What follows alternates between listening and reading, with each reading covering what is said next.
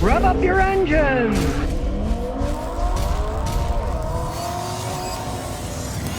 Okay, I'm gonna disappoint everyone now. I didn't take my own advice. I went out and bought a brand new car. Yes, it's true, I did. Okay, so it took me 72 years to finally buy a new car. The first new car I have ever bought.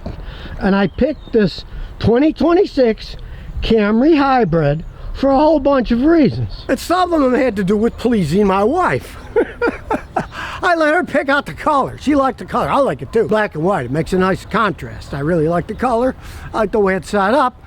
But hey, she stuck married to me for 48 years. So she deserved a new car, right? The first one ever. Now, there's two gigantic reasons I bought this Camry. One was the price. I got this Camry SE for $31,000, especially since what's under the hood. 2.5 liter, 4-cylinder inline engine. It's got 225 horsepower, but it feels like more because when you take off, the electric motor has instant torque, so it takes off really well. And yes, so far it's averaging like 50 miles a gallon. And I'm talking about 50 miles a gallon in town. On a highway, it gets like 48. Still, you know, for something that rides this nice, has that much pickup. Now the Matrix, it gets 37 on the highway, but in town it only gets in the 20s. And it's going for a semi-retirement. Going to my grandson, he's going to learn how to drive in a couple years, right? Now the reason I chose a Toyota Camry Hybrid is because they've been making them for quite some time. Making them for like 19 years.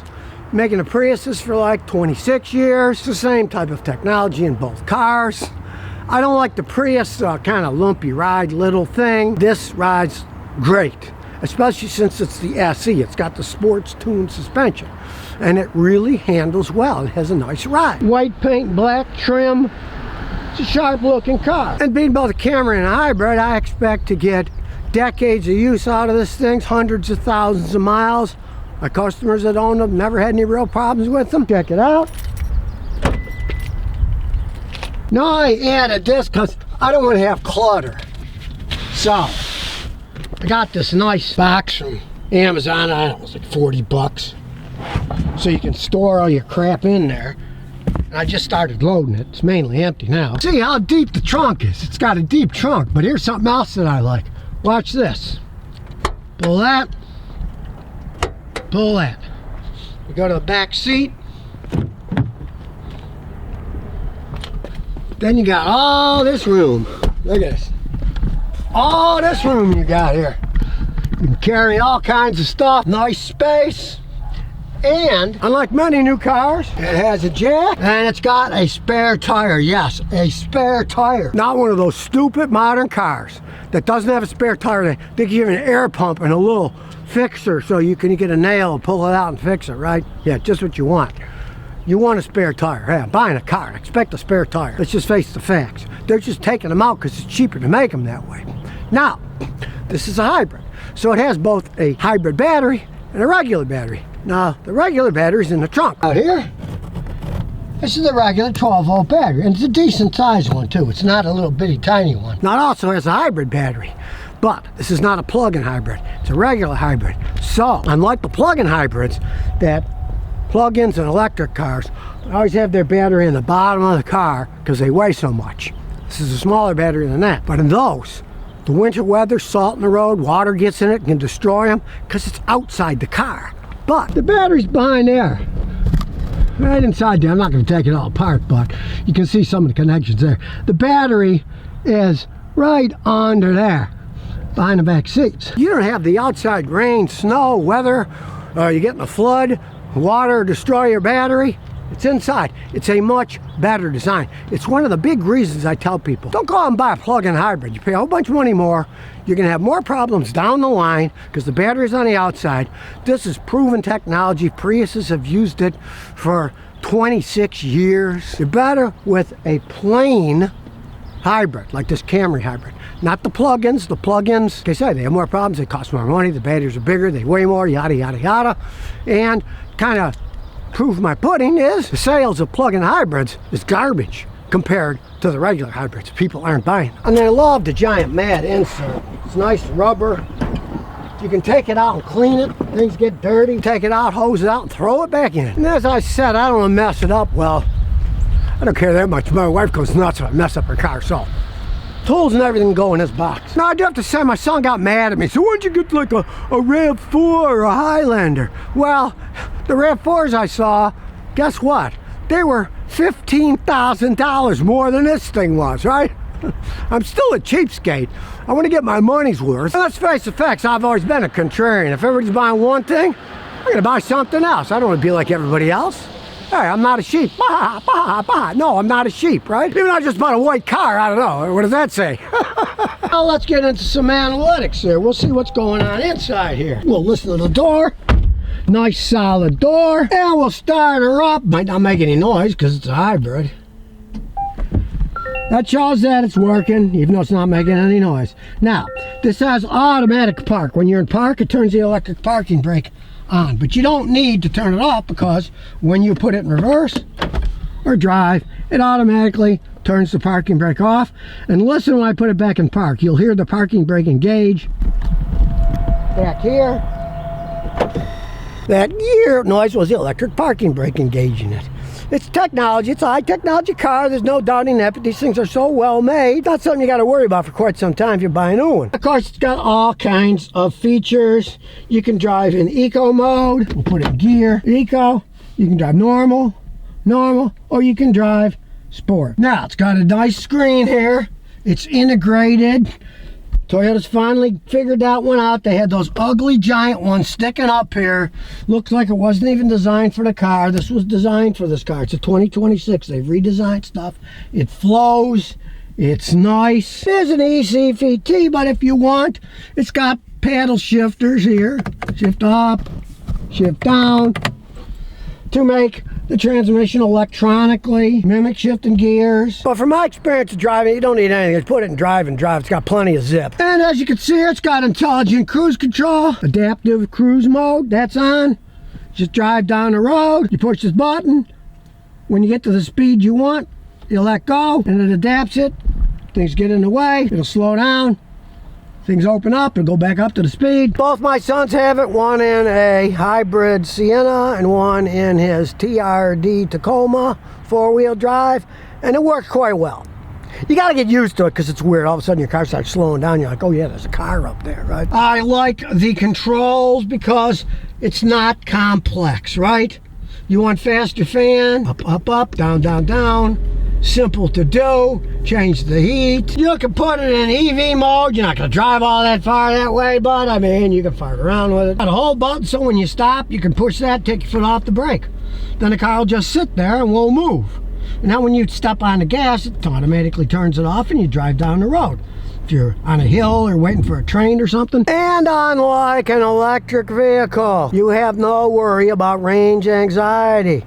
This thing has a range of around 600 miles. Hey, my butt's gonna wear out before you run out of gasoline. I mean, how many hours you could be driving? The modern conveniences you can see right here. You can see it shows the speed limit is 20 miles an hour. As you drive, it shows you what the speed limit is outside. It has automatic high beam dimmers. You leave it on when you're driving. And if people are coming in the way towards you so you don't blind them, it dims the high beams and then puts them back up again.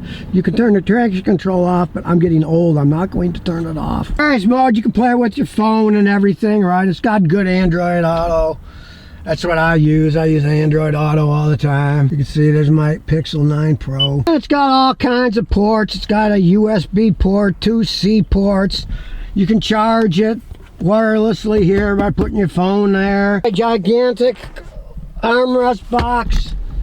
A humongous glove box goes way in there. Nice interior. This is Toyota's fake leather. You know, it's man-made material, but it's gonna outlast leather, and it's got a nice design. It's very comfortable seats. My wife loves how comfortable the seats are. And she didn't want black. She said it's too hot. So we saw some that were black. She didn't like them, but she likes the gray. I like the gray too. I think it's a nice match. Now, even though I bought it as a new car, which is something I've never done before, I didn't go and buy the top of the line one, right? This one was $31,000. We looked at another one, and it was $5,000 more. It had a few things in it that this doesn't have, but I'm already adding that in a lot cheaper than $5,000. Toyota dash cam setup coming that I signed away for. That just mounts here and it plugs right inside here. So I have a dash cam. I'm not going to pay a whole bunch of money extra for it. I'll just put it in myself. Plastic mats that were kind of crappy, so I got these from Amazon for 80 bucks. It's got nice, comfy bottom, and it's all sealed, so all you got to do is pull it out, clean it, put it back in again. So I did that on both sides, and I like it better. My wife takes her shoes off a lot of times when we're driving around. She wants something comfortable to put her feet on, not just some rubber dishwasher type setup. Now, neither of us wanted to pay an extra $5 to get one that had heated seats either, so it doesn't have heated seats. Well, my seat is self-heating anyway. This thing puts out heat fast. Hybrid cars heat up real quick.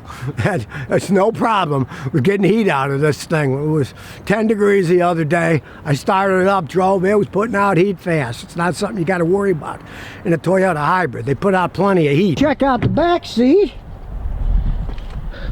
They're nice and comfy. And hey, if you only have 2 people, you got a nice armrest with drinks.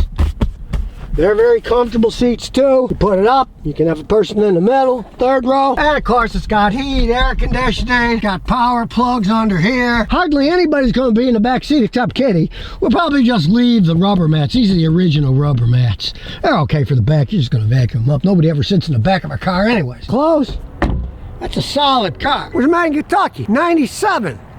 Camry wagon, it was made in Kentucky. We had it for years. Both my sons learned how to drive on it, selling it to a girl who joined the Peace Corps and moved to California from Texas to it. Never heard from it again.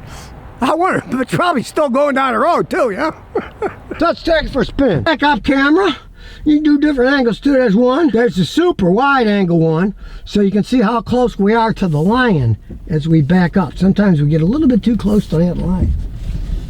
So we'll move her over a little to get away from the lion. You heard the noise because it is partially electric. It's got to make a noise when it's running on electric power only. Extremely smooth, great handling, nice and firm. It's not a bouncy couch car. Here comes a big bump here. It went over that bump pretty good. That's a humongous hole in the road.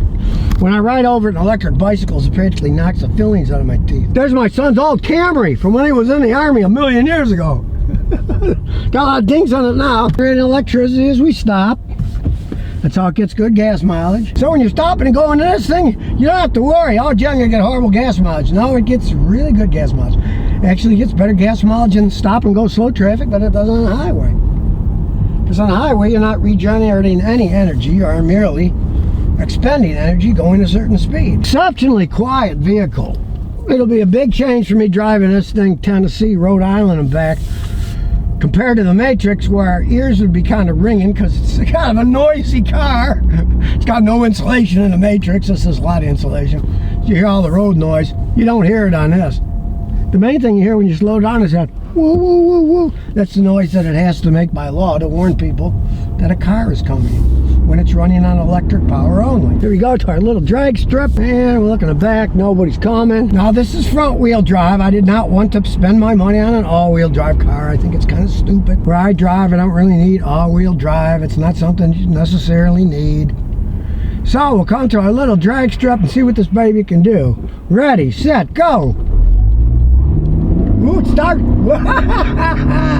Okay, it started to spin the wheels twice, but then the traction control kicked in and kept it from spinning the wheels. So, it's got plenty of pickup, and the traction control system works perfectly. It had no problem at all. Well, let's say you want to pass somebody, you're doing 39, we'll floor it. Okay? It picks them up, puts them down pretty good. And even though the road's wet, there's no slippage at all. The traction control system is quite sophisticated. And you can see it's telling me I'm going too fast because speed limit's 35 and it's red. When I get under 35, watch. Then it'll go back to white. See? Now it's gone. Now it's telling us we're not speeding. I'll have to hide that from my wife when I'm driving. I do have to say, it's an exceptionally smooth, quiet vehicle. It's pretty much everything I'd want in a car. I like the handling of a car, sedan, versus an SUV. You get better gas mileage in a sedan than an SUV that's up higher. It's got that crazy, watch, if I go without turning, It's wobbling my steering wheel, warning me that I went over the lane. I guess I'm getting old. I need that now. Well, wouldn't matter whether I had or not. I got one usually sitting next to me, but she's not here now. She starts wiggling when I go in the other lane. I don't need the steering wheel. I just consider my wife's wiggling. I must be doing something wrong. A nice loud turn signal too. You can really hear it. I guess I figured a lot of old people are going to be buying these things. They wouldn't be able to, hey, what's that noise? Oh, I forgot to put the turn signal off. And when it shifted from running electric to the gas motor kicking in, it's seamless. You can barely feel it most of the time. I like the tight, responsive steering. The old Camrys tend to be a little bit on the sloppy side. They'd run forever, but you know, they weren't the greatest driving cars. This thing actually is a lot of fun because it is the SE. It's got the sports tuned suspension, and I'm glad I got this one. I wouldn't have any problem driving this thing cross country. You wouldn't use up all that much gas, and it's comfy as can be. A whole lot of fun to drive, but at the same time, it's economical. I would have never thought when I was a kid you could get a car that got that kind of gas mileage and has this kind of power. Time marches on, I guess. So there you have it. I'm an official hypocrite now. For the first time in my life, I bought a new car instead of a used one. Well, at least that way, my wife will stick around with me for a little while longer, right? Hey, she would have divorced me. She would have got half everything I had. And that's a lot more than what this thing costs, so. But seriously, hey, if you're looking for a car that rides nice, gets good gas mileage, I'm sold on this thing, especially that price range. The average car today is over $50,000. I paid $31,000 for this. All that power, great gas mileage. Hey, and they've been making Toyota Camry hybrids for 19 years now. They know what they're doing. They gradually improve them over time. And you see, yeah, Toyota's had some problems with some of their stuff, but not with the Camrys, not with the Camry hybrids, not with the Prius hybrids. People make mistakes in certain things, and in other areas, they're actually improving it. Toyota, who bet their farm on hybrid cars, they made the right bet because everybody's trying to catch up to them now. And you're not going to catch up to a company that keeps improving their vehicles if you're starting from scratch. That's just going to take forever. Take Mazda as an example. Some of the Mazdas, yeah, their hybrids have the Toyota engines and the Toyota hybrid systems in them. They share stuff with Toyota. So, but I'd still buy the Toyota, and I did. So if you never want to miss another one of my new car repair videos, remember to ring that bell.